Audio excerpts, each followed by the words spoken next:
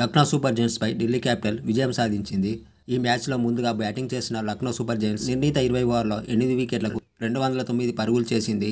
అనంతరం ఢిల్లీ క్యాపిటల్స్ నిర్ణీత 19.3 ఓవర్లలో 9 వికెట్లకు 211 పరుగులు చేసి విజయం సాధించింది. అయితే ఈ మ్యాచ్ అనంతరం తమ పరాజయంపై రిషబ్ పంత్ ఈ విధంగా చెప్పుకొచ్చాడు. మా టాప్ ఆర్డర్ బ్యాటర్లు అద్భుతంగా రాణించారు. ఈ వికెట్పై ఇది మంచి స్కోర్. జట్టుగా మేం ప్రతి మ్యాచ్లో సానుకూల అంశాలను తీసుకుంటాం. ప్రతి మ్యాచ్లో తప్పిదాల నుంచి గుణపాఠం నేర్చుకుంటాం. బేసిక్ తగ్గట్లు సరిగ్గా ఆడితేనే టీం భవిష్యత్తు కూడా బాగుంటుంది. ఆరంభంలో మేం వికెట్లు తీసాం, కానీ ఈ వికెట్ బ్యాటింగ్కు అనుకూలంగా ఉందని మాకు తెలుసు. ఢిల్లీకి 2 కీలకమైన పార్ట్నర్షిప్లు దక్కాయి. స్టబ్స్, అశుతోష్తో పాటు మరో కుర్రాడు అద్భుతంగా ఆడాడు. అతనే అసాధారణ బ్యాటింగ్తో ఆ విజయ అవకాశాలను దెబ్బతీశాడు. మేము ఇంకాస్త మెరుగ్గా ప్రణాళికను అమలు చేయాల్సింది. మేము ఒత్తిడికి లోనయ్యాం. ఇప్పుడిప్పుడే సెట్ అవుతున్నాం. ఈ మ్యాచ్లో మాకు చాలా సానుకూల అంశాలున్నాయి.